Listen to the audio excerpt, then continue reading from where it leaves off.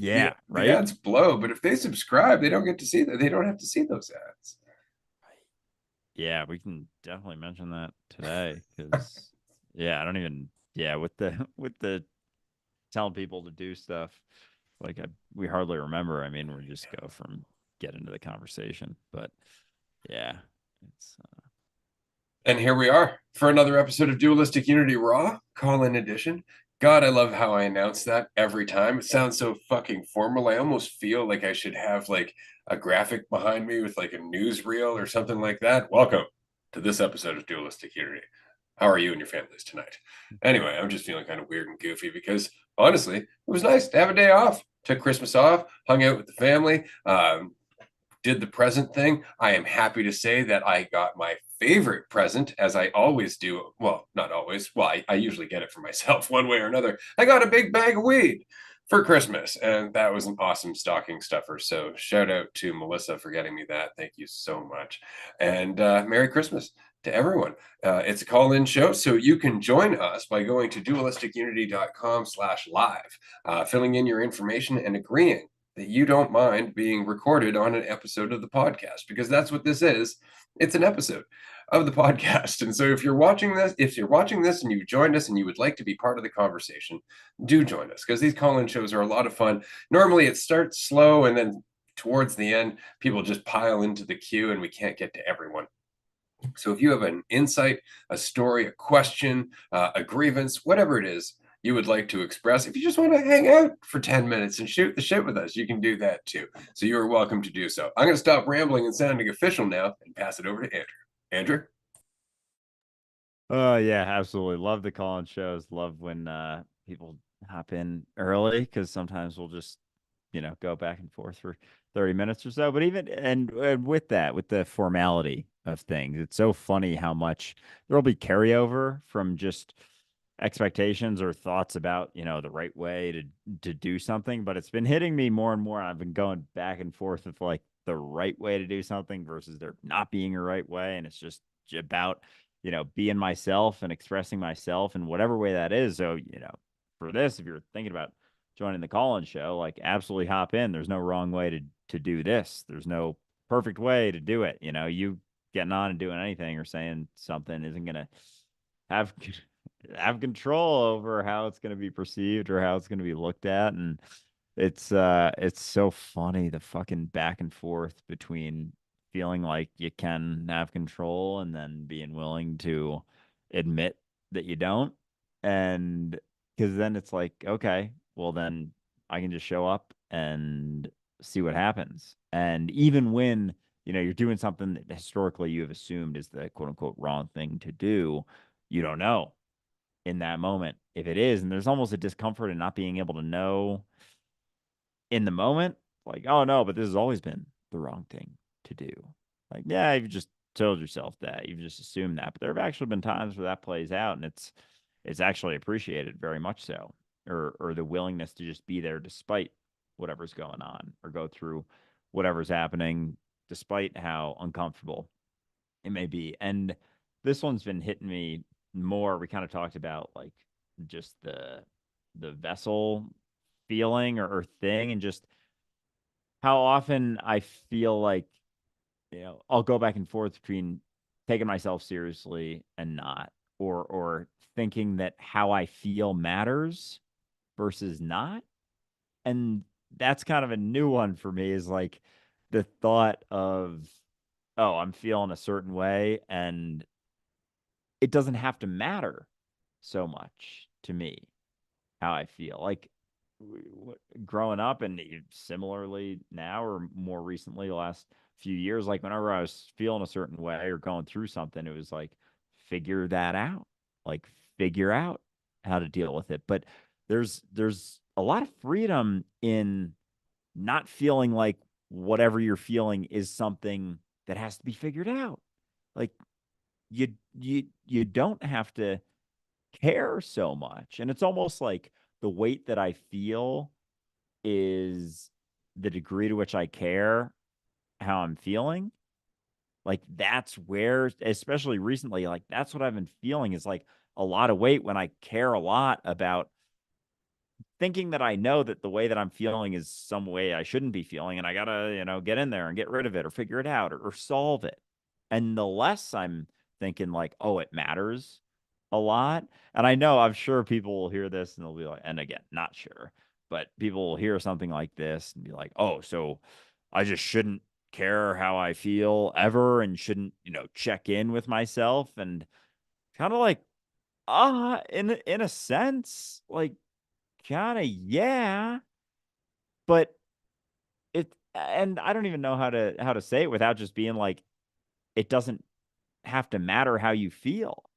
Like your feelings don't have to have so much impact and sway over you in the sense of like how you act, because there's almost this, it's like, at least for me, there's certain feelings that go with certain assumptions. And like if I'm feeling a certain way, or certain actions, like if I'm feeling a certain way, I can't do this, I can't do that, I can't do this, I can't do that until I feel differently, then I can do this, then I can do that. And when it's less relevant how you feel, and you just, you know, show up anyway, you just do it anyway, that shifts those feelings a little bit. But then if it's still not so much, it doesn't so much matter to you moment to moment how you're feeling, you can keep just paying attention to what's going on, and allow those feelings to like keep turning and changing, because they always are until I start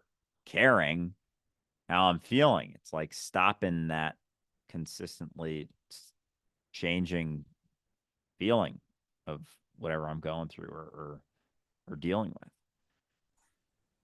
Oh man, that's so interesting because I mean, we get hammered by our feelings, but as you said, it's our resistance to them that's really doing the hammering. But so then not only do we have the feeling, but now we have the feeling that goes with the resistance. And that's like an amplifier. So if you're feeling shitty and you resist that shittiness, it gets way worse. And so now you're dealing with that way worse. It's like you've taken the ripple and made it a wave. But we've done that for so long that often what we're feeling is the resistance.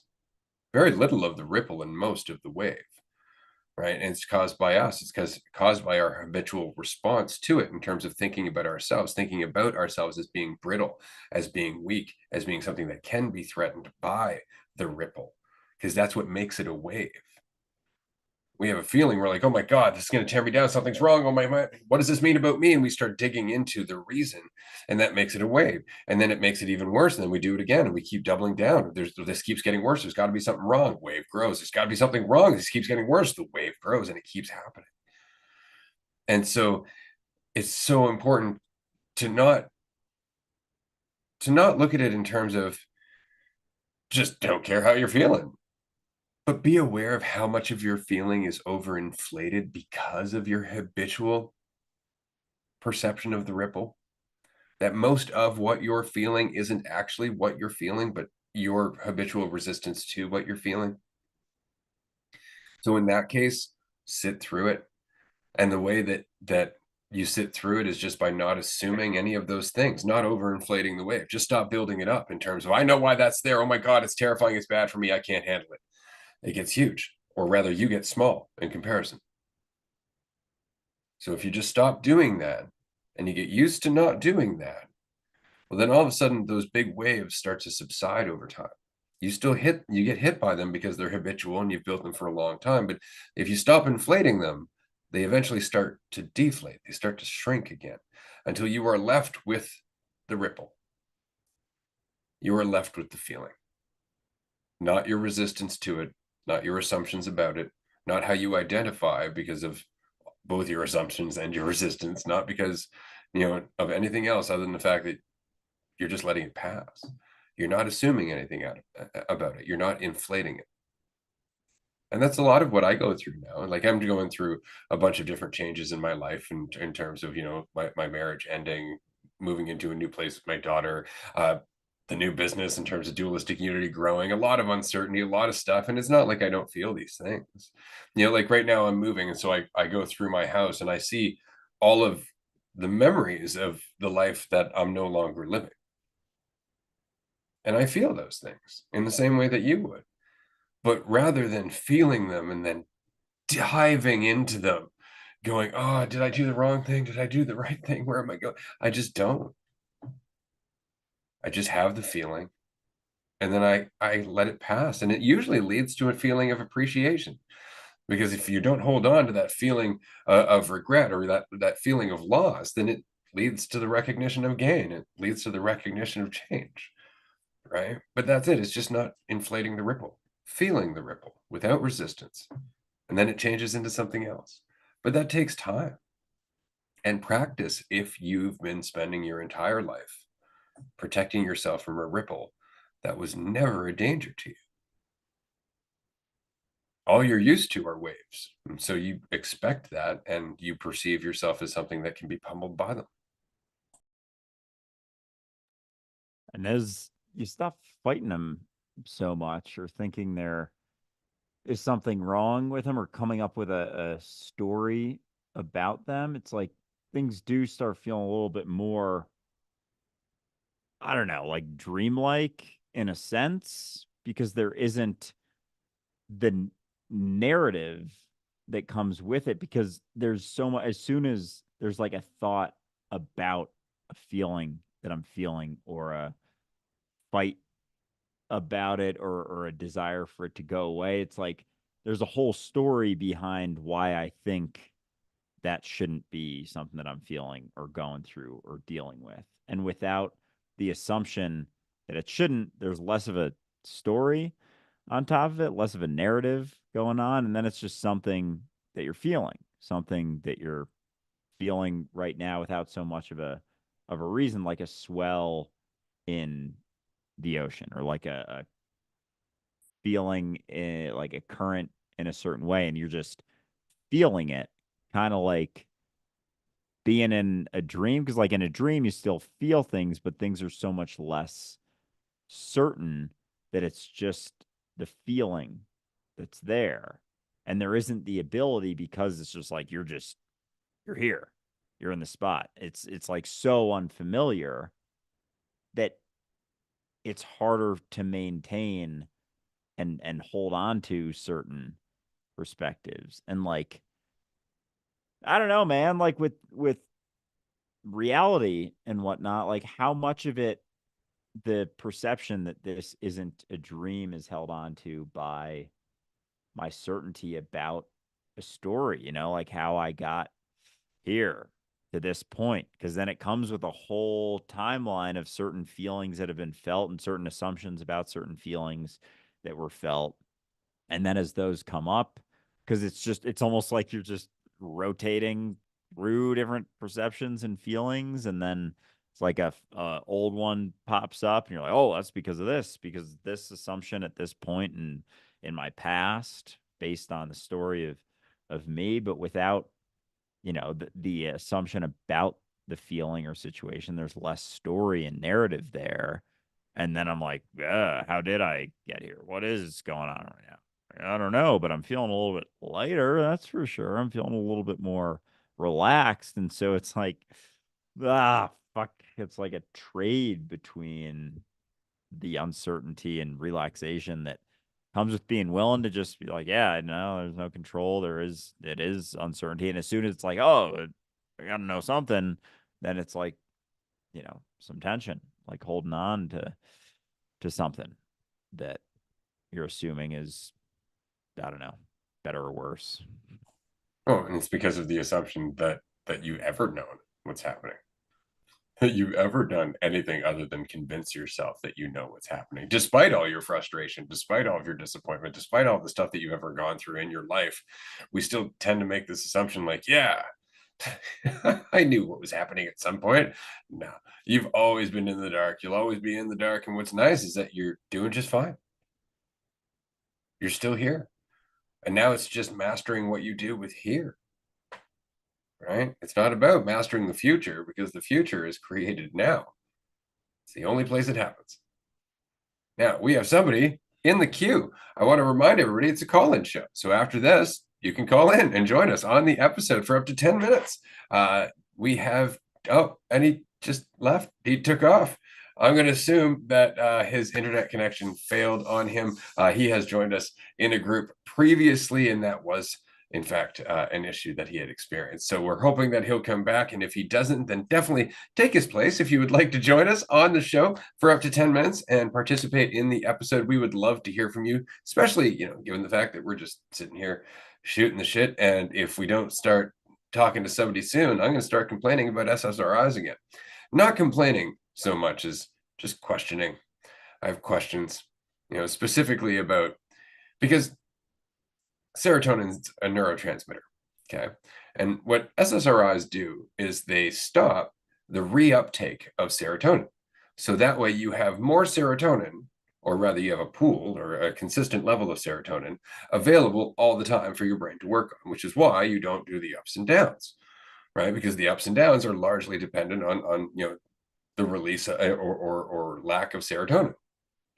So that's all great in theory. Yeah, okay, we're just going to stop the brain and the tissue from reabsorbing the serotonin as it normally would. Because that's what normally would happen, is that the brain would use the serotonin and then it would reabsorb the serotonin, create more serotonin, constantly recycling the entire process. This is why the idea of an imbalance is so skewed, because you're like, hold on, there's a lot of things happening here.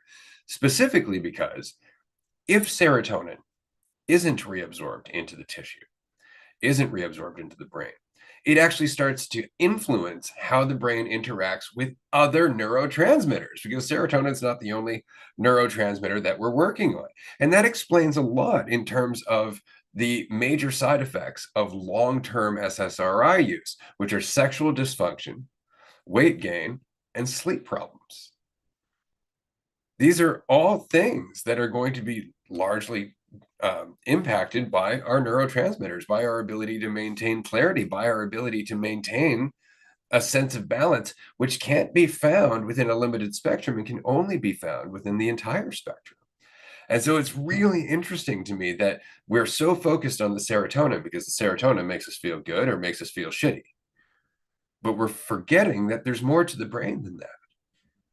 This is very much an expedient answer. And that is the argument that we often get. Well, you're saying they don't work. Nobody's saying they don't work. I'm asking you, what do you mean by work?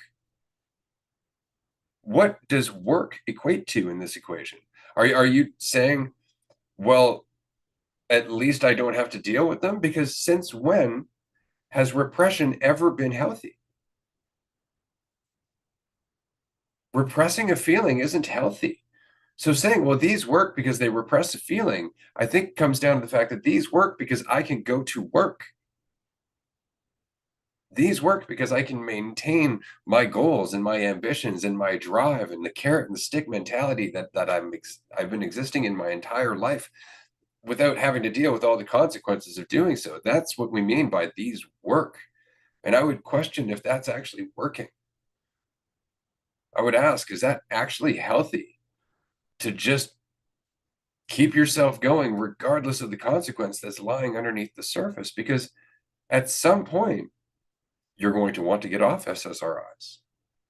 And as I said in the beginning of the social episode before this, they create a physical dependency. And it creates withdrawal symptoms. It can be quite hard to get off of SSRIs in the same way it can be hard to get off of any other drug. Especially when you're relying on it to control your mood. Because as soon as you stop, you're right back in the pool. You're right back in the extremes. And if you haven't been spending that time reminding yourself you can take it, then you're going to fall back into the habit of telling yourself you can't, which is why when you start to get off of these SSRIs, it's fucking brutal. Probably one of the hardest 6 months of my life was when I stopped taking my SSRIs. Not going to mention which ones I was on. There was a number over a lot of different years, but it was just because all of a sudden I was right back in the shit. So just something to consider. It's not to say they don't work. I just don't know what that means. So that said, we have somebody in the queue, somebody else in the queue. And I think it might be somebody that we have actually met at one of our retreats. It's entirely possible based on the first name. I could be wrong because it is just a first name. So Luke, welcome to the show. Thank you for being our first, well, technically second, but being the actual first call-in guest. Luke, what is up, man? Good to see you or hear you. I can't quite see you yet, but I can Oh, there we hear. go. Hey, How's it going, guys? going You're well. echoing right now. Give me 1 second. No worries. Okay, nice. Yeah, I don't know. I just wanted to come on here. I don't really have much to say. Where it's good uh, to see you, man. Merry Christmas. yeah, it's good to see you guys for sure. Yeah, just life's been pretty interesting lately. Like it's been really cool. The past, yeah, probably since I got back from the retreat, I just been just hanging out. Really, I've been listening to a lot of music, uh, just um, just having a lot of fun. Like I've been going through a lot more ups and downs, like we were talking about. Like the SSRIs kind of prevent that. I was on SSRIs for a while, and I was like, man, these like you kind of just get numb to like really everything, and like yeah, you gain weight, and you really don't feel you don't feel much. You feel kind of numb, and I guess that's good for a certain amount of people, but I'd say most people like really don't like unless you're having I don't know like panic attacks all the time. But like I don't think it's necessary for a lot of people. But anyway, yeah, like I've been going through like a lot of ups and downs. I think Andrew was talking about it early on Instagram. It's just like so many different ups and downs. It's like 1 minute I'll feel really good, and 1 minute I'll feel like really shitty, and then it's like, oh, like then I'll be like, oh, my bipolar or some shit. And it's just like, no, it's just your mind doing what it does. It's like sometimes you feel bad, sometimes you feel good. So it's like that's really cool. So I really have been just enjoying life. I've been listening to a lot of music, uh, all different genres. I listened to country yesterday. That was interesting. I haven't listened to country in a long time. Um, also, yeah, the stocks have been interesting. I'm down a lot of money, but it's like what Ray was saying earlier. He was like, it depends on the intention of what you're doing. Like he was talking about how like yeah, you could spend it on a car, or you could spend it on whatever to make yourself like portray better or whatever. And it's like, well, like I don't really feel the need to do those things, and like I could use that money to like buy random crap or whatever. But it's like what else would I be using that money for besides like kind of experimenting, seeing what's going on with it, and like and now I'm at the point where I was scared to lose it at first. Like pretty scared. I was like going low, kind of lower risk. But now I'm like, okay, like if I lose all this, like I'm not saying I'm trying to lose it, but like if you like invest in it as you need this money, it's like then it takes away the whole thing of like you actually being in it, whereas you're just trying to preserve your wealth when in reality it's like the more risk there is, the more reward. So it's just like you have to push, like you have to just make decisions and then just like go with them. And it's like, yeah, we were talking about the other week. You guys were talking about like you just had to make decision. Like there's no like fucking right decision. Like it's the whatever the clink clink, the whatever the plink plinka whatever thing you're talking about. It's like there's nothing, and we so try and search for it. Like this is the right thing. This is it. I'm gonna make this amount of money, whatever. And it's like there's no guarantee for anything. Even if like all the indicators and everything, it's like saying, "Oh, this is good. This is gonna make you money or whatever." And I ran across like a Quora chat, and it was like okay, if you could buy one stock for the next 20 years that's under the $500 million market cap, what would you buy? Like, just give me the one stock. And it's like, bro, you fucking no idea. Like, there's no fucking stock, even Apple, even any of those. Like, you can't, you don't know what's gonna happen. So it's like, now that I see that for what it is, it's like, okay, like no one fucking knows what's gonna happen. So it's like, I'm just gonna keep making decisions and moving forward. So yeah, Best thing you can do. I mean, it's often been said in investments, don't invest with money you don't have to lose, right? Because it changes the mentality that you use when you're making investments. I mean, this is why there is a fear index, right? Just to measure exactly how panicky people are, and they're panicky because they don't have that money to lose. Like they don't count people who have a fuck ton of money in that, right? They're like they're not afraid at all. So it's really important to keep that in mind, that it just comes down to clarity. And again, just for anybody listening, we are not making any kind of advice whatsoever towards investment or what to do with your money. But that said, doing anything through a lens of fear is not going to help you at all. So do what you can to get rid of that fear. Just be clear in your intentions, as Luke was just saying. Yeah, for sure. And as you begin to question more and more of the like what you're trying to do or trying to get, there's almost going to be less incentive for, you know, doing crazy ass things with your money because like people, I don't know, sometimes we're not willing to look at, what we're really trying to get out of the money or the things that we're doing or the actions that we're taking. It's like, what do we really want about that with that? Then when you look at that, it's like, oh, maybe that doesn't make so much sense to be so focused on this other thing and spending all the time on this. But it's like, because it goes both ways, like input and output.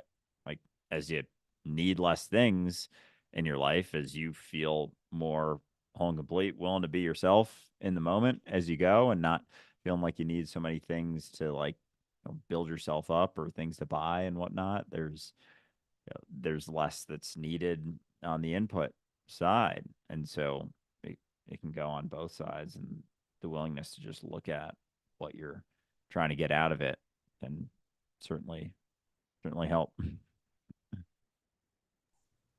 That said, live for you as always. I mean, there's always going to be risk in everything you do, right? And so I was told once, don't hoard my money, uh, manage it or organize it. That was it. Don't hoard, organize. It's like use your money for your life. Don't look at it as like the more I have, the better off I am. Because sometimes you're going to take long-term risks. Sometimes you're going to look at things and they're not going to pay off for 5, 10 years. Like look at this podcast. Dualistic Unity as a whole. Man, I put so many hours into things that people are like, it's never going to turn into anything ever. 20 years later, it turned into something. So you don't know. You never know. Right. So keep that in mind. But yeah, appreciate you sharing all that because I know you're yeah. probably not the only person in that boat. Um, Thank you guys. There's one more thing I wanted to bring up. Is like I used to kind of like avoid like sad emotions, kind of like just avoid them.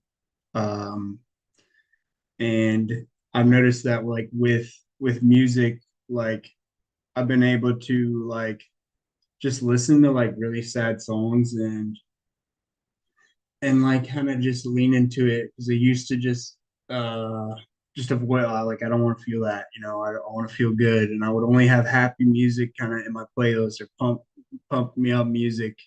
Then I realized like that is also part of me, and I'm just trying to like suppress that. And it's like, why do I need to suppress that if that's the full spectrum of what I am or what I can feel? So it's like, and and it's like, so I've also noticed that like anytime you're suppressing something, like I think Andrew was talking about how like the emotions. I don't remember which episode or which season, maybe like season 2 or 3. He was talking about how it's like they're trying to point you somewhere.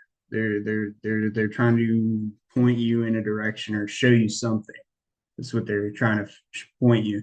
So if you're trying to suppress that all the time, it's like you're not seeing what it's trying to show you. And it's like if you really lean into them, then you can let them go quicker and you can learn from them quicker. And I realized like, yeah, like if you're down on stocks, like feel that shit, like feel it. It fucking sucks. Like you're down money, like that's fine. You can feel like shit about it. And it's like if you just really like because they tell you to suppress all that or you don't have to feel that way. And it's like if you really feel it, then you actually learn and you actually are like, oh, I can feel like it's almost like it's almost like a sigh of relief where you can actually feel like how you fucking feel. I don't know if that makes any sense, but like it's like, oh, we don't they don't like your parents suppress or like schools oppresses of like any type of negative emotion. It's like I don't think it's beneficial because you're not learning or pointing in the direction that you need to be pointed to in that moment. So Agreed. Absolutely. Because that's just it. Like, and it's not necessarily any institution so much as a mentality that just fears feeling out of control, feeling things that it doesn't understand. And so anybody who's in that mentality is immediately going to want to limit us, immediately going to want to constrain us or medicate us or, send us into therapy. And it's just because they don't have the wherewithal to even recognize that they're being fragile, that they're insecure, that it's their discomfort that's the problem, not the full breadth of being human that's being displayed in front of them. So I'll pass this over to Andrew, but Luke, before I do, so grateful that you could call in today, man. Thank you. Yeah, always a blast chatting, man. And it's funny how much we'll hold on to the idea that there's like right or wrong things to feel, and like we'll build assumption on assumption on assumption of the way a certain feeling is, and we try and just control them into just feeling a very specific curated way all the time, as opposed to being willing to just like, yeah, I'm gonna feel what I feel because there's this feeling like a lack of control. Like, well, if I don't have control over how I feel, then I could feel anything. And if you're not willing to take responsibility and like have sensitivity to what's going on, you're going to be afraid, oh, well, if I feel anyway, I could act anyway. And even in the little subdued ways, not even in the extremes, like, oh, well, if I'm feeling this way, then I could act anyway. And like I could act in a certain way that I'm afraid of acting or something.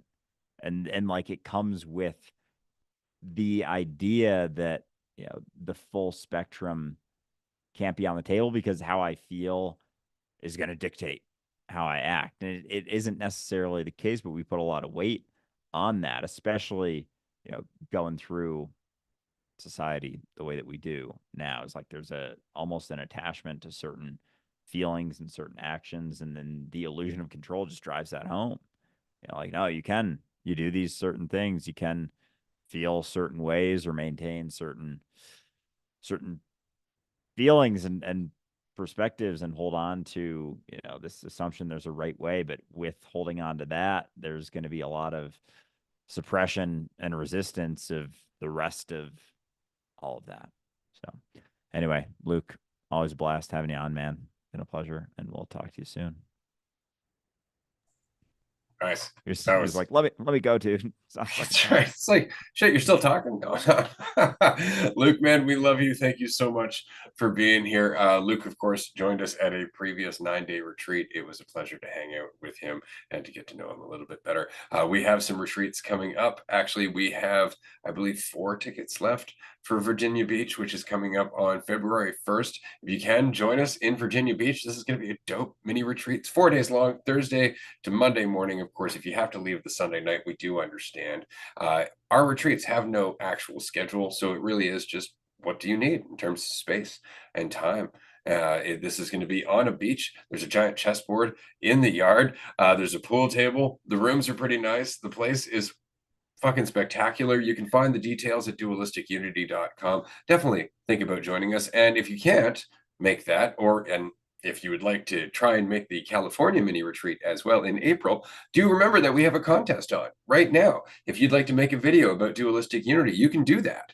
And you may win a free ticket to our California mini retreat, depending if you get the most views before February 1st. So details about that contest are on the website. I wanted to go back to what Luke was saying, because I remember that episode about emotions pointing in a direction. And the direction, of course, is basically where we are in the spectrum of connectivity, of being connected to everything, or just feeling like ourselves. Our emotions really are indicating not that something's wrong, but how over invested we are in a certain perception. If you are really afraid of the unknown, you are perceiving yourself in a certain way that's contributing to that. Right? And so there is this emotional spectrum that changes. Our emotional spectrum changes as our perception of ourself and our relation to reality changes. And I always thought it was very interesting that the more separate you feel, the more fear grows, right? The less you think about any of that, the more presence grows. And those are the polar opposites. So it's really interesting that if we were to actually allow our emotions to show us something, like, for example, in the case of a child who is not acting as they want them to act in school, and so they put that kid in therapy and medicate that kid to look at that kid's emotional spectrum and go, we have a number of students in this school who are medicated. We have a number of students in this school who are going through therapy. Maybe there's an underlying problem. But then we'd have to look at the number of students in therapy or being medicated at all the schools. Right? Then we'd actually have to start looking at the fact that maybe it's a big fucking problem. And that is something we don't want to do, because then we have to go back to the question, well, what could you do differently? And there are lots of answers, none of which are expedient, which is really the problem. Like, we want teachers who really care for children, but the system that those teachers are educated by and the mentality that those teachers are often in when they go into the work itself makes it very difficult for them to actually be there for those children, let alone be there for themselves. So there's a whole systemic fucking problem that is happening, and it's largely because of our fear of emotions over time, or shutting that shit down like good Christians do. Because you got to remember, like, that was really it. There was this large period of time where there was the way a good Christian acted, and then there was anything outside of that. And that really hammered in the idea that there was a right way to act. I remember growing up and being told all that stupid bullshit, like, don't put your elbows on the table, you got to use a certain forks or for a certain type of dinner, take your hat off in the house, it's disrespectful, all that stupid horseshit. And it really just goes to show how conditioned we were to worry about stupid horseshit. Yeah, like we discount, like, as you're bringing those things up, we discount how many ways we've been told a right or a wrong way to do something. Because even with that, like, no hat in the house, no elbows on the table, use this fork, put the fork on this side and the knife on this side. Like, what the fuck? Like, why the fuck does that matter? Like, straight up, in what fucking world does it matter if I have a hat on inside or not? I put my elbows on the table. Is it hurting the table? Like, what for who? Even fucking dressing up for church, like, who am I dressing up for? Is God up there like in a fucking suit and tie just all the time with a rod 7 feet up his ass coming out his face? Like, no, no. Like, what are we doing these things for? Why are we holding on to these perspectives, if not just to feel like we know something? It's like, I maintain this because that allows you to maintain the idea that I'm doing something right. And that makes me, it's like, gives you this little blip of like good feelings. Like, all right, did I check all my boxes? Is my hat off? Are my elbows off the table? Or is my fork on this side or that side? But at the same time, we're keeping all that shit in mind. And even if it's not at the forefront of our psyche or mind or thought process, it's somewhere in there. It's being held on to. And that's just three little random things, that goes, there's a No white after Labor Day. Yeah, like just crazy ass idiocracy things, like straight out of that movie. Just things like that that we don't really question. It's like, oh, that's what do you mean? That's the way it is. That's how it is. Like, what, are you gonna question how it is? Oh, stop. And there's immediately the response is like, oh, why you gotta, why you gotta think about stuff like that so often? Because it is absurd. It's fucking absurd. It's absolutely ridiculous. These things. But even, as I'm saying this, there's a part of me, it's like, no, it's not. What do you mean? It was like, but then it brings into question, is there a right or wrong way to do anything, to live, to act? And there's, deeper ones that we hold on to. And we're like, well, okay, maybe you can put your elbows on the table, but there's other things that are right and wrong. It's like, according to who? Who is telling you that it's right and wrong? If not just another person, just another fucking mob of people. And so we live in a world where it's just numbers, like how many numbers you got believing this is the right way. And that's kind of the barometer. Like how many numbers you got thinking that's the wrong way. And that's how we base our assumptions, like how many people are behind, how many people piled in to that one. And with that, like that's why the illusion of normalcy comes into play, is because there's a large group of people doing a specific thing or living a specific way or holding on to specific right and wrongs, buying into these just societal expectations that are taking us so much further from the individual, so much further from being ourselves, from just trusting ourselves. It's like if I'm, it's like if I do this at a table, listening to someone, like, oh, can't do that.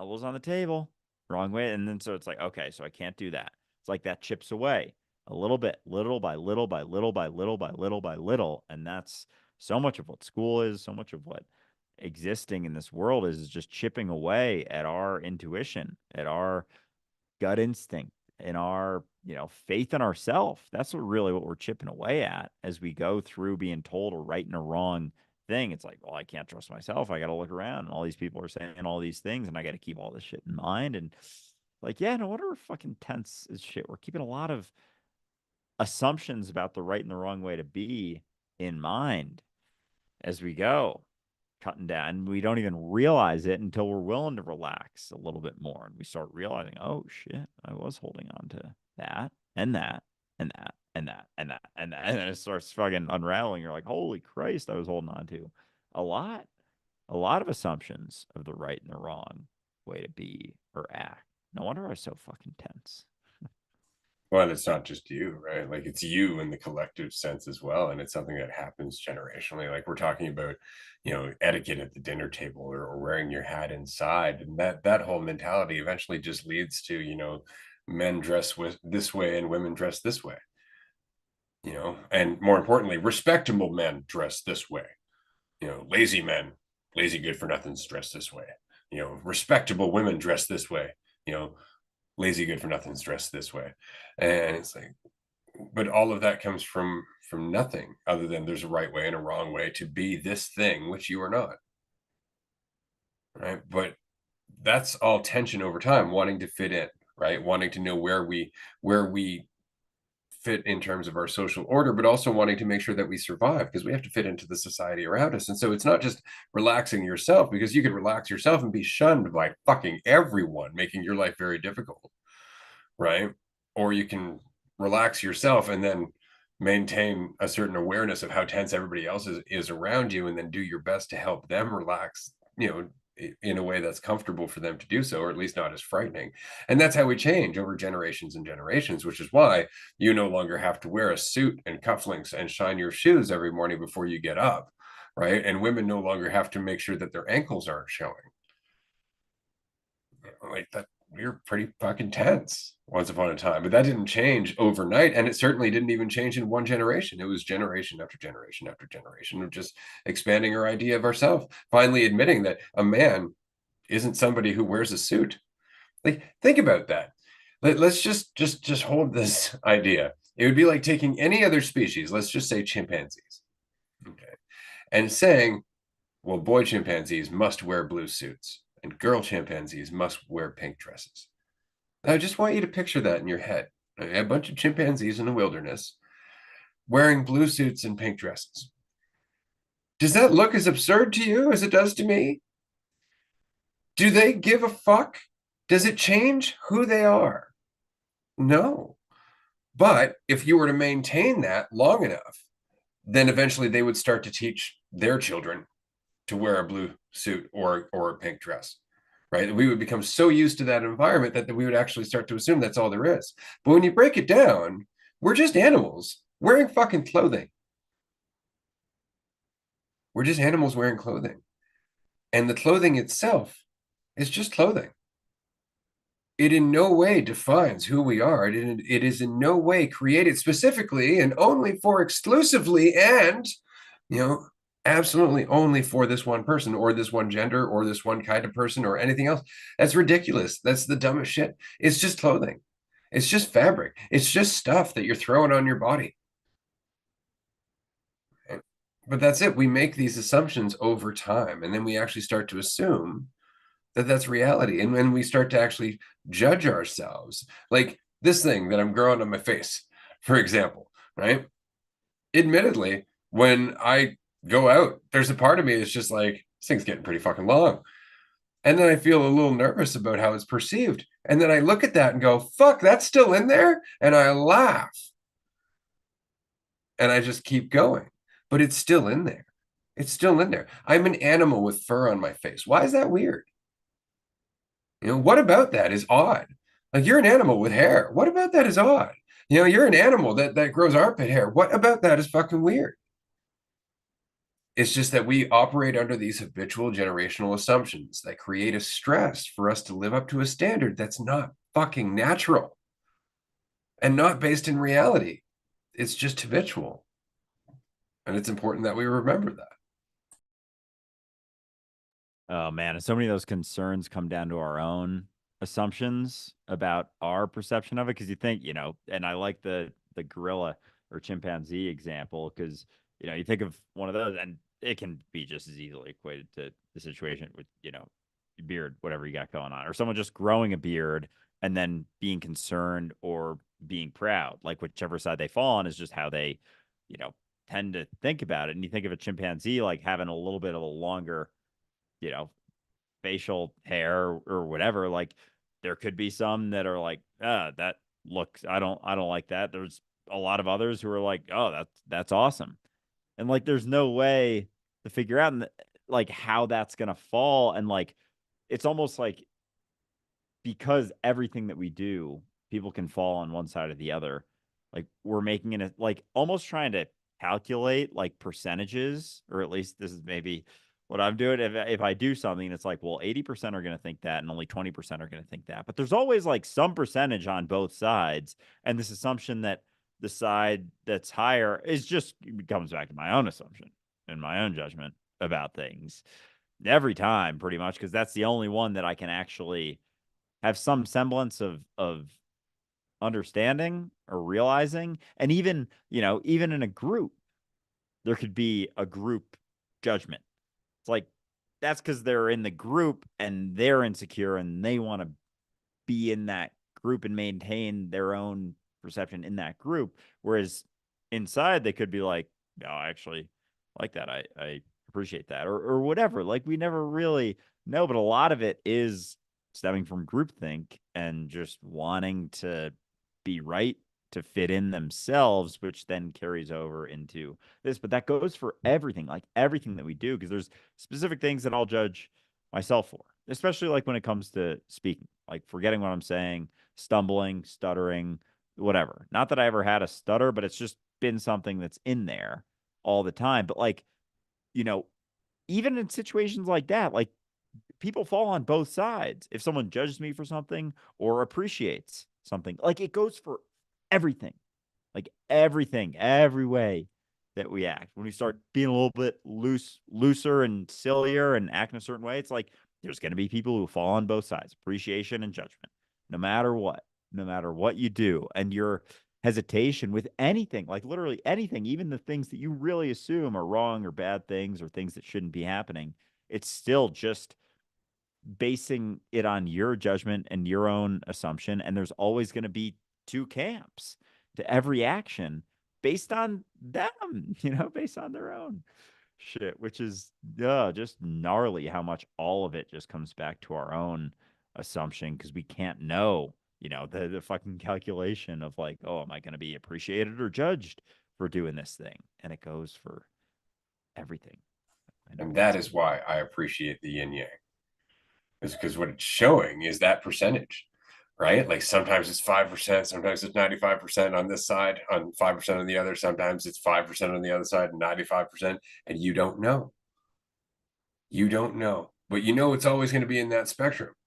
That is always, in fact, a moving spectrum of how people or things are going to respond to anything. It's the Plinko board, right? Are you 60% falling to the right, 40% falling to the left, right? Like that's really all it is. And all of us are a different example of that. Some of us fall 75% to the right, 25% to the left. Some of us fall 76% to the left and 24% to the right. Like we're all just variations. That's what we are. Variations of duality, which is very cool. We have another person in the queue. Glad to hear it. This would be Jay, who we know very well. He's a member of our community. We've chatted with him before. It's always nice to see him. Jay, Merry Christmas, man. And again, if anybody would like to join after this, dualisticunity.com/live. Jay. Hi, guys. Merry Christmas, day after Christmas. Merry Hope you had a good holiday. Likewise, man. We did. Great. I'm enjoying the conversation. I just finished up watching your episode that you filmed with Justin Townsend, and that was incredible. Excellent questions, and he brought a lot of insights, and it's really cool to see that plant medicine is growing as far as people are accepting that route as a means to treatment instead of going right to pharma, as you were kind of talking about before. And so I thought I'd kind of bring that up because I'm somebody who is experienced with taking SSRIs, different kinds of antidepressants, anti-anxieties, and things like that. And that's what I was told was the answer. I wasn't aware that there was anything else, and I was on those things for quite a few years, good 10, 12 years, something like that, on and off. I always, whenever I was on them, I never wanted to be on them, so I would try to wean myself off of them, and then I would feel like crap, but that was the only way to get better, supposedly. So yeah, and you had mentioned like it does kind of take your legs out from believing that you are strong enough to overcome these things yourself. And that's where this psychedelic, because that's was a turning point in my life, was taking psychedelics. And this was eye-opening to me because it just shattered my illusion of who I thought I was. It kind of stripped that a little bit away. And I was able to see that I was really judging myself very harshly through life, taking things very, very seriously. And I saw that was a story that I had continued, and I was the only one that was continuing that story. Nobody else was telling me that I was a POS. Nobody else was telling me I wasn't good enough. Nobody else was telling me I'm not worth it. I can't be successful. That was all me. And so I had to learn to love that part of me too, and accept that that's the way it was. And it's not how I have to continue though. That's in the now. I can take responsibility and I can just accept myself and love myself and just move on with my day, not to say that things don't come up. Christmas was a little bit touch and go this year. And I don't know. I feel like I mentioned on one of your lives earlier last week when we spoke, and I said I was kind of having a heavy heart with the holidays coming up. And it was feeling like that, but it's more just, it's not about the family or the holidays or anything like that. It's more just, I'm really letting go of that story. And with that, there's a certain aspect of mourning with it because that was my security blanket. My feeling insecure, my feeling depressed, was a security blanket in a way. That feeling is what I knew and it's what I know. And now that feeling is kind of not really there, I was like, oh, let me just go back to that just a little bit, just for old time's sake, but now I feel great. This, the beautiful thing, and like Justin had mentioned it too in the video, is he said that the worst times in his life, like where he mentioned how he basically thought he lost everything at one point, but it turned out to be the best thing that happened in his life. And you can see story and story and story after person after person after person where that has happened, including myself, because I was on death's doorstep as a drug addict in my youth, and I survived all these experiences and survived depression and survived anxiety. And so, I persevered through all this stuff and got to the point where I could overcome that. Now I'm just happy as hell. I'm happy as a duck in a pond of water. And there is no going back to that because I know that's a story. And that's beautiful, you know? And I got to thank you guys because the retreats that I've been to, 2 retreats. I went to a 4-day mini retreat with you guys in Vermont, and then I went to another one in the Netherlands. And those have been just great experiences in letting go of that story. And it's just really helped along the way, the journey. And just being able to talk to you guys has been really helpful. But like you would tell me, the work is within. It's all you. And so I appreciate that. Thanks, guys. Fuck yeah. Thank you, man. And I mean Yeah. that because I know exactly what it's like. All of a sudden you genuinely feel better in a way that you never thought you could. In a way that there was a point that you're like, all I'm ever going to learn to do is cope with this. All I'm ever going to learn to do is have good days. And it's just such a fucking dreary way of looking at the world. Like the best you can do is just grind through it. And then all of a sudden you start to take the weight off. All of a sudden you start to realize you're not that story. And it does. All of a sudden you just recognize like, I'm never going to lose this. Like, as long as I take it in, I'm never going to lose this. I'm never going to start drowning again before I start to go, I'm fucking drowning myself. Because that's it. It's like I'm choking. And meanwhile, you look down and you've got your hands around your own neck and you're like, oh, yeah, that's me doing that. But up until you're willing to see it, you just keep doing it. As soon as you Yeah. see it, though, changes everything. So thank you, man. I mean, you inspire me regularly, and it's really nice to know you. Thank you. Likewise. Yeah, absolutely, Jay. You're one inspiring motherfucker, and it's been awesome to be able to connect with you as often as we do and just see you play out, like continue to jump into things and continue to be honest with yourself about, oh, I'm focusing on myself or I'm telling myself this story and, realized it and sort of caught it. But even that, when you tell someone like, oh, you might be just thinking about yourself a lot right now, like that's probably where pretty much all of this is coming from. There's this aversion, and like even when I was younger, there would be like if someone were to say like, "Oh, well, you're just thinking about yourself a lot." Like even in as I say that in like a matter of fact way, there's like a deep sort of like, no, no, what? That's offensive. How dare you? And it's like, am I wrong? Like I but that's catching yourself then is realizing, oh fuck yeah, I'm thinking about myself, and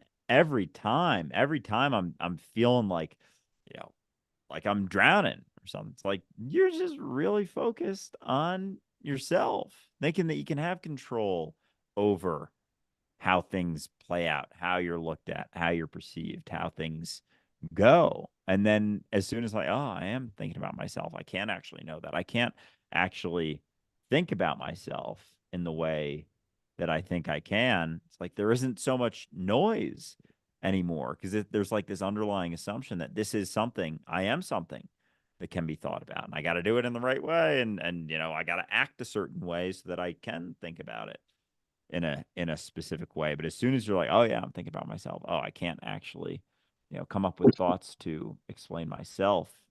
It's like kind of poof. But there's a lot behind that, obviously. Yeah. Yeah, totally. Um, it's funny that you say that because that's kind of the underlying thought, it's like even when I'm going through the depressive states and stuff, it's like, yeah, it just kind of cracks me up that I'm not that like, oh yeah, but you're not, you're not that, you're not you or this story or anything that you think you are. So it's kind of funny, you know. It's all we are is just right now, really. You know, that's it.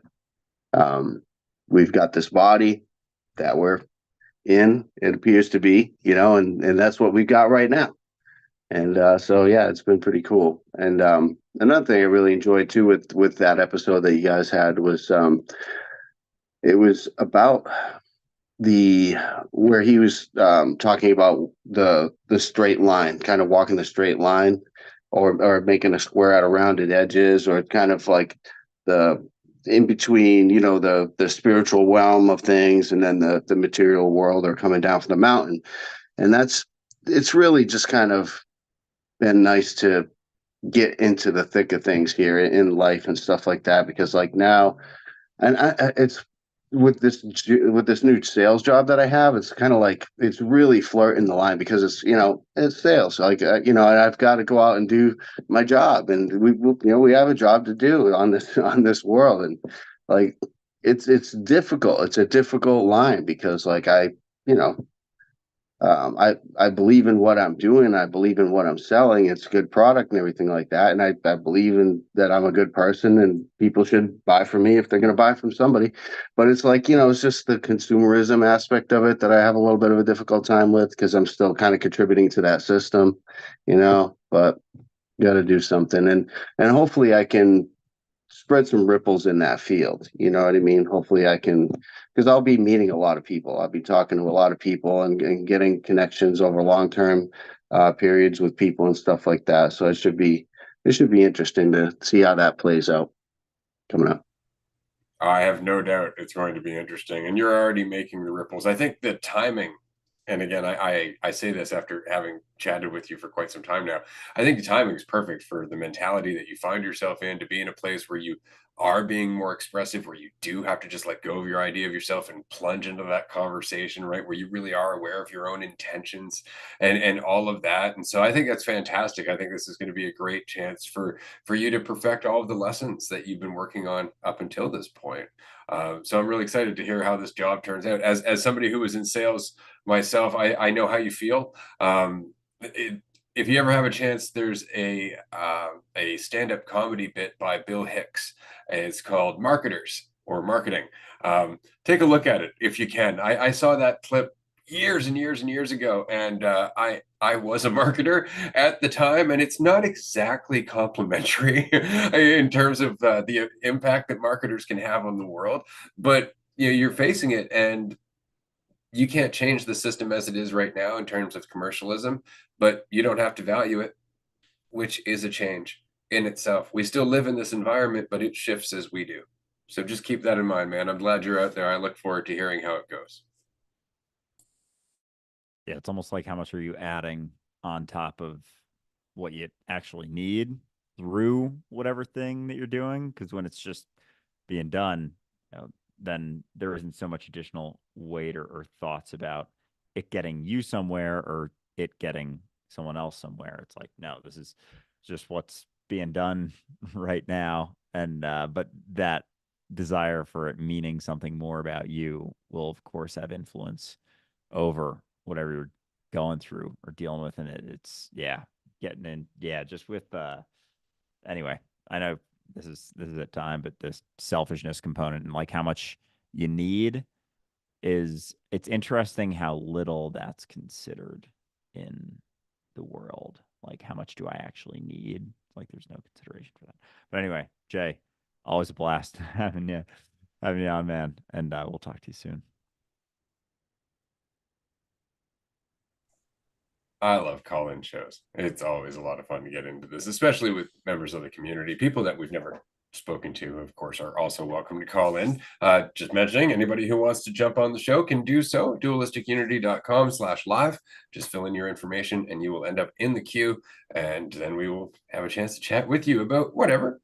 You know, we don't really care where this goes, because I mean, that's kind of the point, is that you're always going to be given opportunities to work on yourself. Not to work on yourself as in work towards being an improved version of yourself, but work on yourself in terms of letting go of the idea that you need to.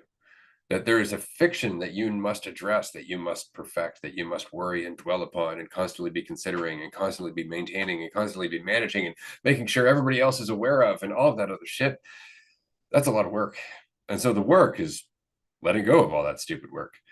It really is, because the work, that kind of work is habitual, because it was looked at as necessary for so long. And so it actually becomes difficult to stop doing something that is fucking difficult. In the same way that for some reason it can be difficult to stop or to stop an addiction that is damaging to your body or damaging to your life. Even though you know it's damaging, it can be difficult to stop doing that because you did it for a reason. You saw it as necessary for a reason because of some stress, something you were running from. And the same thing is true with our ego. Same thing is true with this need to control and think about ourselves. Like, we're doing that because of a reason. We think it's necessary, and we grew up in a system that made it necessary, and so it's been ingrained in us. And it's become kind of an addiction because it's what we know. It's familiar. Like, we can start letting go of our assumptions and starting to exist in the moment, and we can be here as ourselves, not thinking about ourselves, doing all that doubt. But as soon as you go into something that's super unfamiliar or starts to get a little stressful, it's so tempting to reach back for just another hit of that ego, to just take a short break from all this uncertainty and think about yourself just a little bit. Have a little bit of a hoot. Oh yeah, that's some good identity right there. Oh yeah, now I know how I'm doing. And then you walk in a little bit further, but it is exactly that, right? In the same way, it's like, I'm having a hard work day, I need a drink. Fucking boss is riding my ass, I gotta go out for a smoke. Instead, we're like, fuck, society is demanding shit of me all the time, I better judge my progress.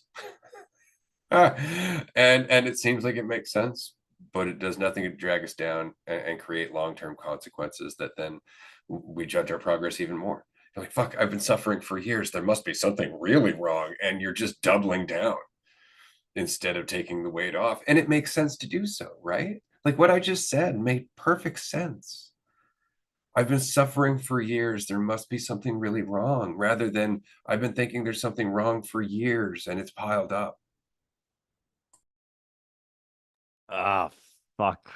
Well said. It's just a habitual assumption that there's something wrong over the years that then you do it so much that you almost feel weird realizing like, oh, maybe there wasn't. It's like, no, I believe there was something wrong for so long. There must be something wrong. Like, oh my God. It's like, no, I've just made that assumption over and over and over. Because as long as I think that there has been some credence to that continuous assumption that there is something wrong, there's gonna always have to be the other side of figuring out what's wrong. And so as I start to realize, like, oh, maybe there isn't something wrong. It's like, but I've thought there was something wrong for so long. It's kind of like the fucking, religion. And oh, well, you think a billion people are wrong about Christianity? It's like, yeah, very like in sense of what? Like, what do you mean by wrong? Like, wrong about what? It's like they're making a lot of assumptions. If we look at them, if we question them, they start to fall apart very quickly, which is why the number one rule in most religions is don't question. Just avoid all of your Believe. curiosity. Get the fuck out. But we do the same thing. It's like, oh, I've been doing this, making this assumption for so long. It must be right. There must be something about it. There must be some reason that I've been afraid and worried and concerned and nervous and all this stuff for so long, holding on to this assumption that there's something wrong. There must be something to figure out. It's like that whole back and forth is it right there.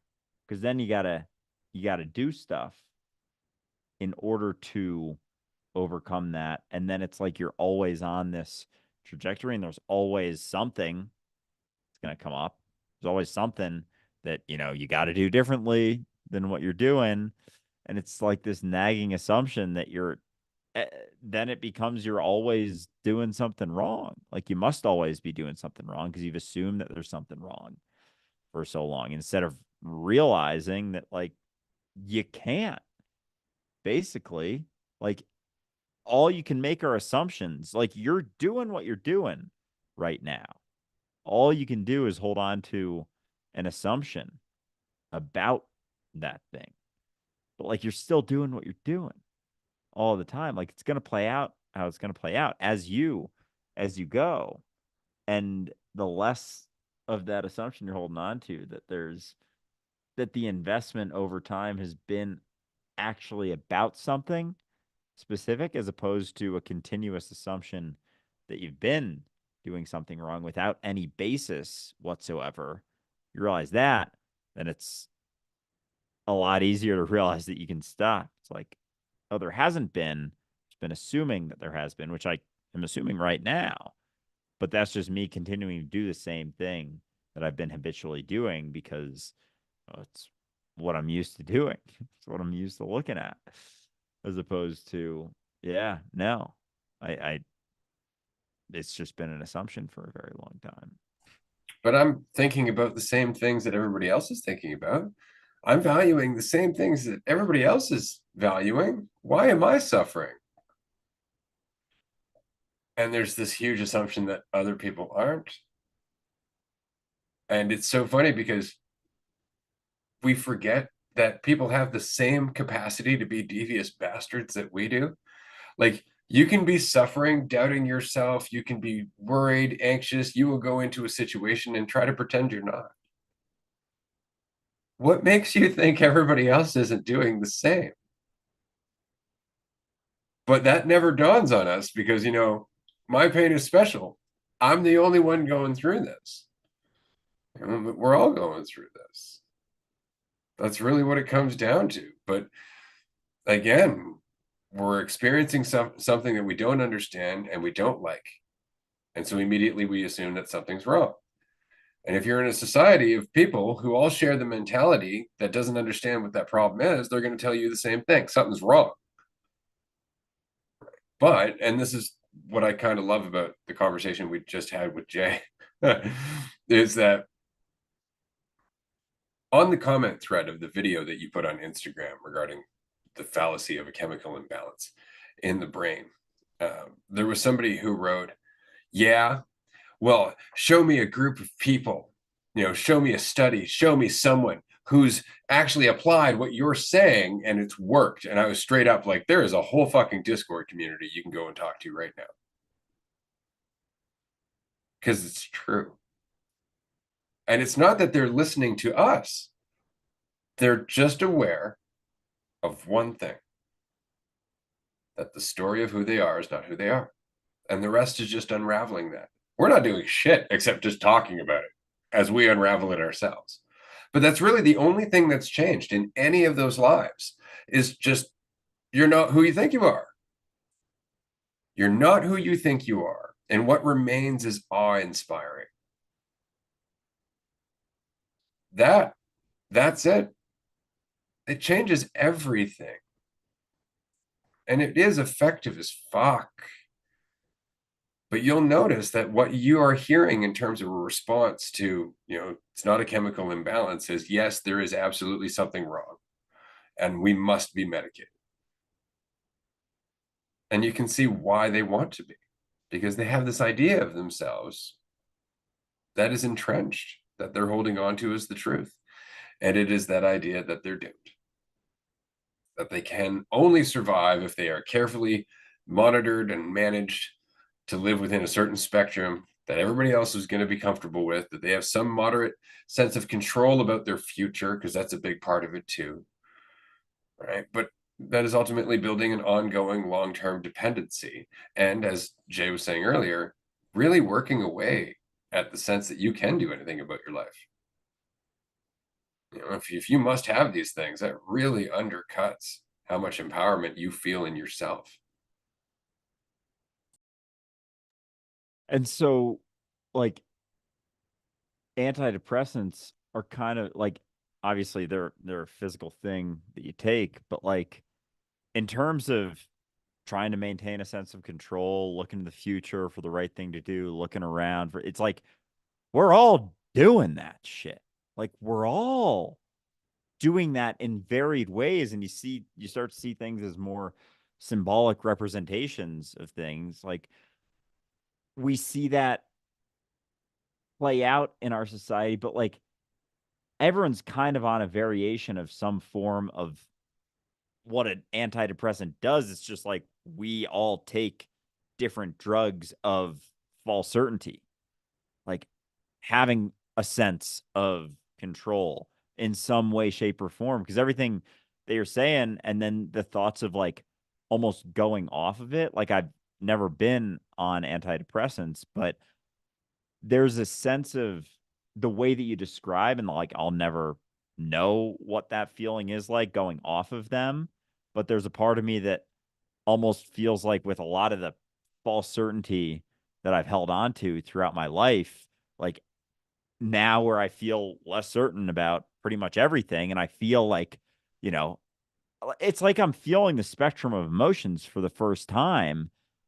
And like I was able to, and I feel kind of weird talking about it because like I haven't taken them, so I can't speak to like the intensity of it or whatnot. But I can just the give you a way, quick comparison, yeah, and it's not the same in terms of the physical impact, but it is the same in terms of the psychological impact. When you used to meditate as a way of controlling your emotions, as a way of controlling your mood throughout the day, you would rely on that. And then one day, if you didn't meditate and it threw you off, you immediately would feel like, oh shit, I needed to meditate. Now imagine that was a pill. wow, damn, because I'll feel myself too.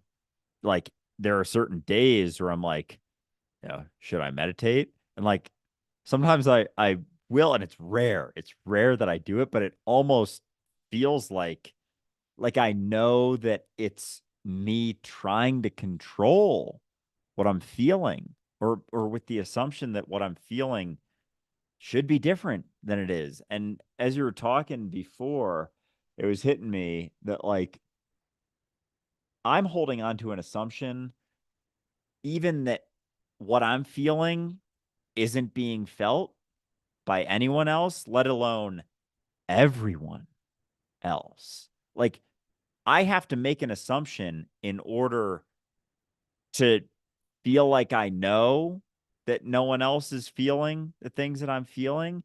And it could just as possibly be true, as much as I feel like I'm the only one feeling it, that literally everyone is feeling the same exact shit that I'm feeling at all times throughout every moment of every single day.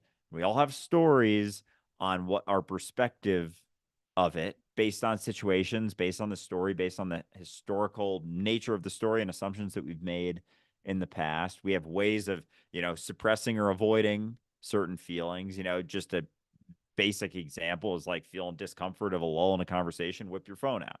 It's like you're feeling that more so, but someone who doesn't whip their phone out is going to feel it a little bit more intensely. But it's not to say that both people aren't feeling both of them. And then if someone has a history of maintaining a perspective of themselves, like that's a bad thing to feel or something that's wrong, like as they're sitting in it, not jumping necessarily to the suppression, and they think like they're the only one feeling it, or they're making assumptions about what it means about them, attaching to their story, then it can has the potential to weigh them down, that someone else, if they just whip their phone out, is kind of just like holding on to a life preserver, but you don't give yourself the opportunity to learn how to swim in it and ride with it, or just let go of the assumption that there's anything wrong with however you react to it. Because so much of the suffering stems from, oh, I'm doing something wrong in response to this thing that I'm feeling. And it's an equal assumption to think that I'm the only one feeling this, or that everyone could possibly be feeling this. Like they're both in potential, but when I think that I'm the only one, it has all this like crazy ass scary weight to it. But when I realize like it's just as possible that everyone's feeling the same exact thing, then there isn't so much weight, and there's more of like a, huh, like a curiosity about it, a willingness to just show up. Like, okay, yeah, I have an opportunity to respond to this, but there's a additional weight to thinking like I'm separate, I'm alone, which the only way to maintain that is to attach a story to it and a perspective on top of it. Because if I realize that maybe everyone's feeling the same thing, the only way to be able to cut myself off from that is to make assumptions about myself, to attach that feeling to a story. But without that, it's like there's nothing that can actually tell me that I'm not everything, happening. It's like the story cuts me off from that. But without that, then it's like, oh, maybe everyone is, quote unquote, everyone is feeling the same thing. And like, oh, dude, because like there isn't actually something that I can confirm one way or the other. And like, who's to say that that isn't always the fucking case for everything? And if that could possibly be the case, then it's like it's a lot harder to hold on to a story. And I feel like almost so much of my story just stems from whatever feeling that I'm having that allows me to feel separate. I have to tell myself a story, and some just get habitual, some responses get habitual, some habits, tendencies, ways of suppressing because I think there's something wrong come into play, and like we're all just dealing with variations of that being able to be maintained by a fucking story like I'm separate. Yeah. Well, I mean, if you think about it, I mean, all of the experiences in your life have been largely influenced by how seriously you took that story. Like moments that you felt shame were from moments that you took yourself super seriously, right? Those moments wouldn't have actually been an experience of shame if not for the taking yourself super seriously. So the experience and the mentality go hand in hand. Right? You can't have the experience of shame without the taking yourself super seriously. So it just helps to remember that story is the skin that you get to think about when you feel the emotion. You're like, oh, that's when I felt that the most. Like, the important part is not when, but that you felt it. Like it's funny because the more you think about yourself, the more isolated you feel. The more you think about yourself, the more it feels like you're the only one going through these things. And as I was saying earlier, in terms of like, you ever look around at how many students are suffering? Maybe there's an underlying problem here. Maybe there's something more common than we're willing to look at. It's the same thing with our emotions. Read any poetry, look back at any music, look at any art. They are expressing the sheer full fucking emotional spectrum that we're all experiencing. You can even go to anybody and say, does it feel like you're the only one going through this stuff? And they're going to go, yeah. Because we all are.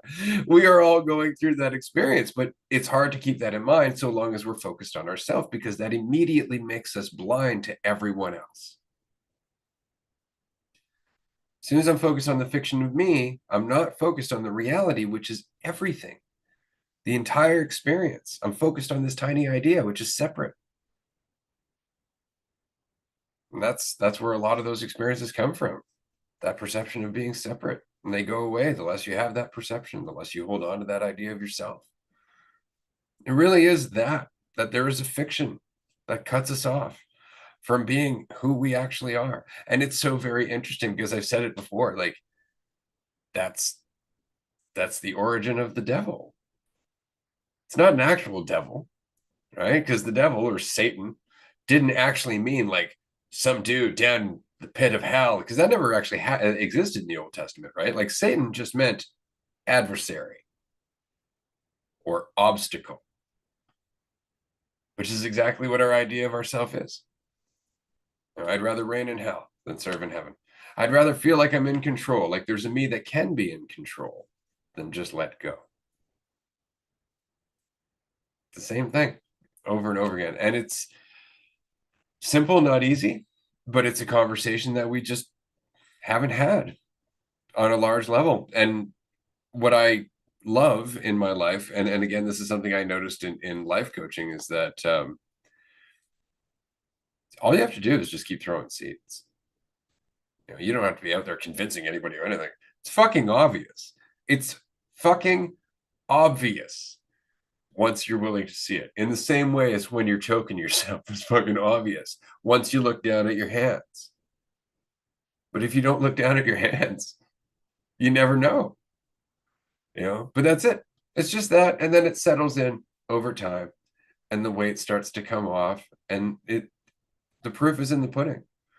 It's not a formula, it's not a strategy, it's not a therapy. It's just a simple fucking obvious point that you could never be a thought. That's it. And you just let that settle in. So it's lovely for that reason. It's that powerful. Just plant the seed. Eventually that seed will take whatever cracks are there and just pry them wide open.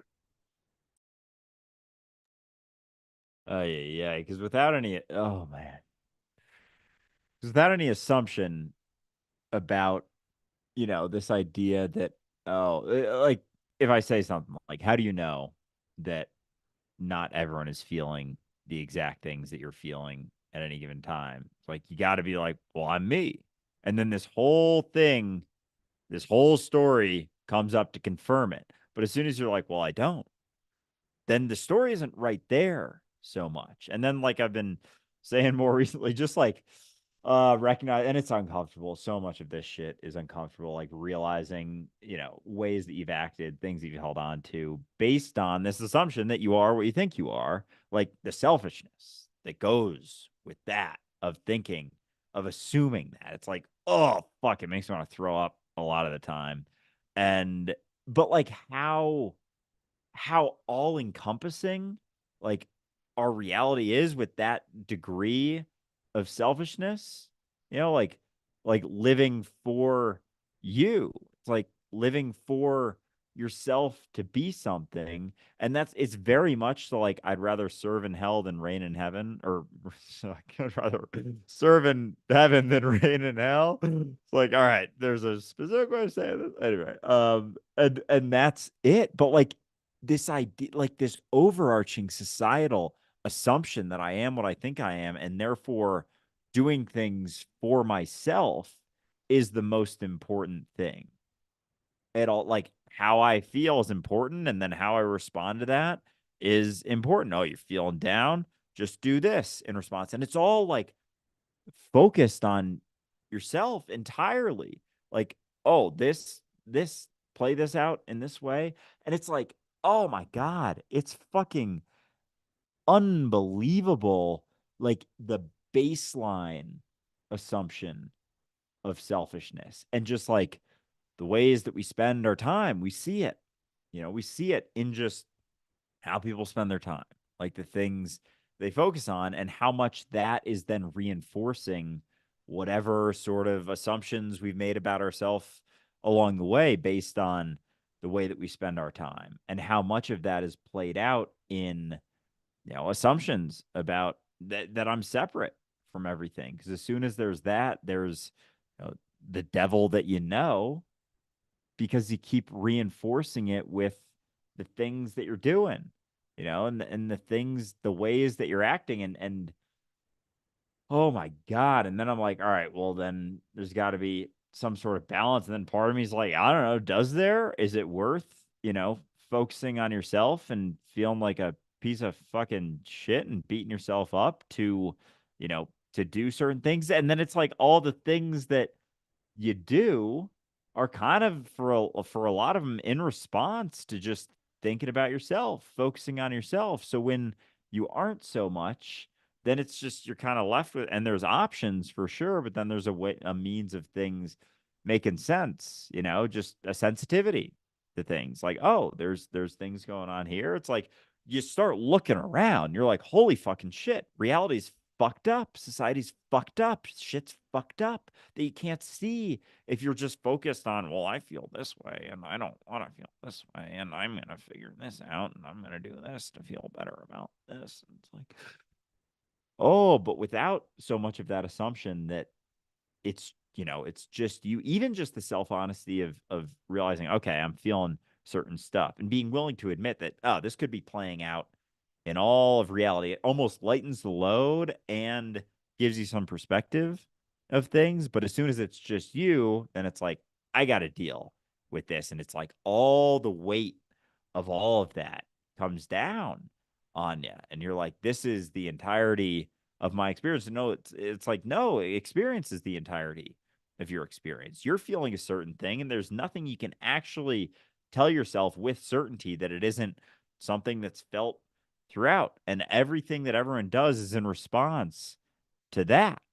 And it's like, do I tense up or do I relax in response to that? And as I relax a little bit more, it's like that is where influence lies. Because then the actions that you take are going to be different. Whereas the actions of you tensing up, believing that you're the only one experiencing this thing, will then play out in other ways. And it's just a dealing with it yourself. But without that, there isn't even a dealing with it so much. It's like, I'm seeing this. Oh, this is being felt right now. It's not without the story, there isn't so much additional weight to that. And then, like, that's serving in heaven right there is like, you're not like, it's like the rain in hell is the focus on yourself, believing that you're, separate from everything, going through your experience, separate from everything. There's no, overlap, whatever. There's no interconnectedness to any feeling or experience. And that's reigning. It's like, I have authority over my experience, control over this, versus serving in heaven is like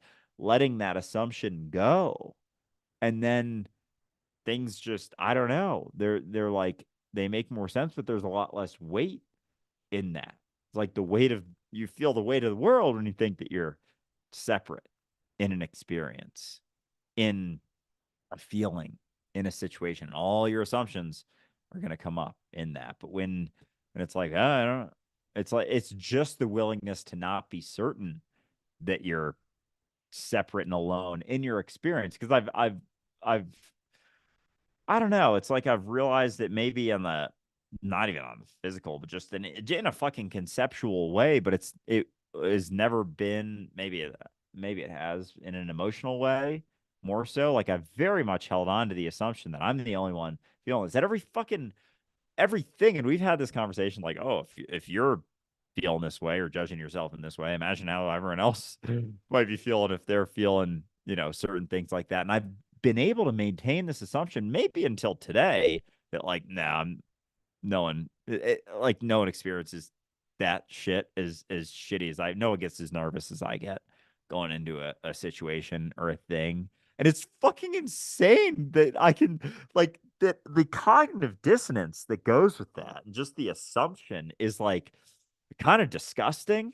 Because like, who the fuck am I to assume? Like, I see people going through things and dealing with things, and like I'm still able to maintain this perspective that like, oh no, they couldn't possibly, because without that, like, all You're right, all well, you know, someone, man.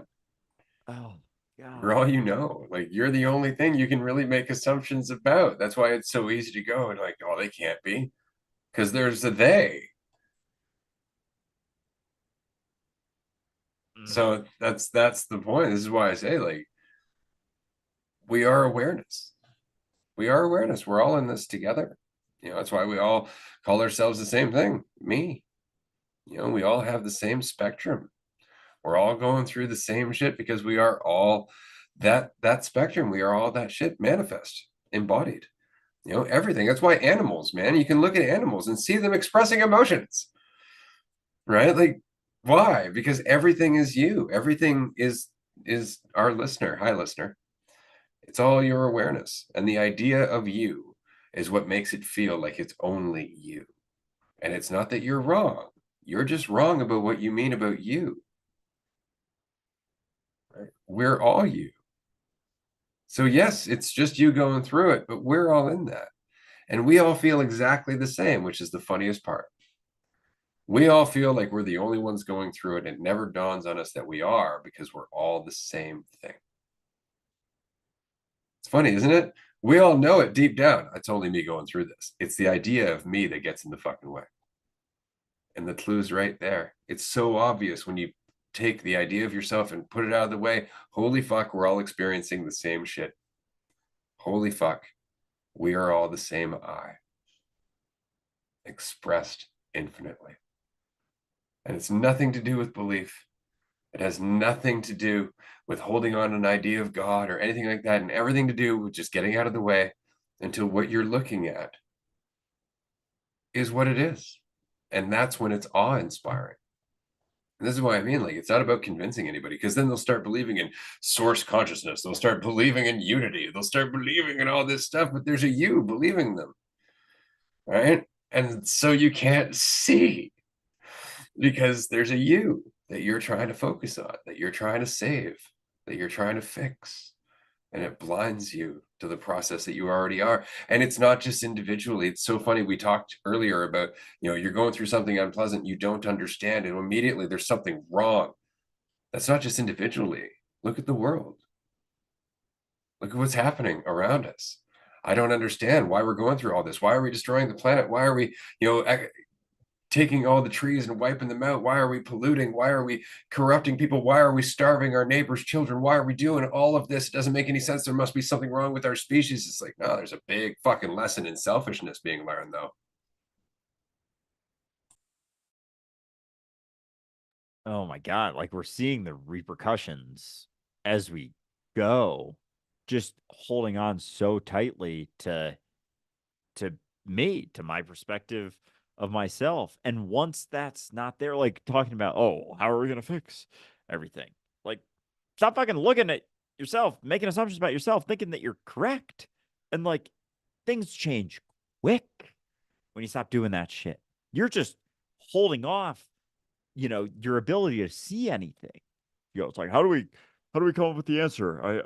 I think I see everything and I don't actually see fucking anything. It's like, move your hand. It's like, it's not that there's an answer there, but you're at least seeing what's going on. It's like, oh, we got to figure it out without even looking at what's happening. Just, I got to figure this out without seeing what's going on. It's like, why don't we start by seeing what's going on and then having some conversations about what's happening? But as long as I'm holding on to this assumption that based like so much, I don't know, like why this is hitting so hard right now. Like this assumption that what I'm feeling, I'm the only one feeling. Like, is that a just a massive component of maintaining this story of myself? Like maintaining me? Because like what I feel is there's a constant fluctuation in what I feel, how I feel. And everything that I do is kind of in response to that. Like the actions that I take, the things that I go through based on this idea that I'm the only one going through it. It's like if I'm feeling good and I want to keep feeling better, people have responses to that. In that way, if I'm feeling shitty, it's like, oh, I gotta respond to something in that way. And based on that, you can kind of almost, oh my God, like based on people's actions, you can kind of see how much they're feeling. And like you can kind it's not that you're like reading someone's mind, but based like they're expressing the feeling as they go based on their rigidity, based on their response, based on the things that they do, the actions that they take. And so our society is full of people taking certain actions, assuming that like they're doing this thing, and meanwhile just expressing exactly how they're feeling. When you're sensitive to it, when you understand that, oh, I'm feeling the same exact thing, but you have to be willing to let go of the perspective that you're something separate and they're something separate. So like all the fucking, and I don't even know about mind reading stuff, but just sensitivity is, oh, it's, oh, I see you because I'm feeling this right now. And I have to make an assumption about myself being separate from you to assume that you're not also potentially feeling the same thing. It's like, how much of that story do we have on top to even be able to convince ourselves that we're not feeling those things? And I think it's important to remember, what do we mean by what we're feeling? Because often, as we said earlier, it's not what we're feeling, it's our response to what we're feeling that we're getting caught up in. Right. So we're all feeling possibly the same ripple, responding to it totally differently, thinking that we're having different feelings just because we're lost in different responses. So really makes you wonder about the collective ripple, as it were. This is been a fun episode. Since we have no further callers today, I'm going to wrap this episode up a few minutes early, or rather, I'm going to take a few minutes here. It's funny, a few minutes early. It's literally 2 minutes to the end of the show. Just wanted to remind everybody that we have a contest. You can win a free ticket to our California mini retreat. Details are on the website. Aside from that, we are back. We're going to be doing episodes as we normally do, but going into the new year, we might have 1 or 2 days where our schedule does change. We'll let you know as that happens, just because I'm moving. I got a bunch of shit underway. And so just keep track of us on Discord or Patreon, or just reach out if you're wondering, and we'll let you know what's happening as we get closer to the date. Have a fantastic evening. Join us on Patreon after this if you can. It's a tier two. It is a tier 2 call, and you can join us. There's a free trial, 7 days. You can try all of our Patreon benefits, except for, of course, the massive discounts that go with being a tier 3 member. And you can join us 5 days a week for our group discussions, very much like this, except you don't get a 10-minute limit. You can just hang out with us. You don't even have to talk if you don't want to, or you can do like I do and just ramble endlessly. Which is always a blast as well, because why the fuck not, right? Someone's gonna take something from it, and if not, it's like you're kind of alone in what you're going through anyway. So might as well just keep talking, or not, or stop, or keep going. But I'm gonna stop right now because we have a Patreon call in 17 minutes. So looking forward to seeing some of you there. This has been a blast, and we'll talk to you soon. Actually, I just want to close on that note. This is really important to remember. I was chatting with somebody the other day. I haven't talked to them in a little while, and so just got the phone with me, and I just put it down, and I'm going about my business, doing what I need to do in my kitchen, packing, doing all that. And I was talking to myself, and they just kind of looked at me and went, "Are you talking to me?" I'm like, "No." And it dawned on me that I'd be doing that if they were there or not. So it's really not about them. So appreciate you all hanging out with us today. We'll see you on Patreon very shortly. Thanks, Andrew. Bye, everyone.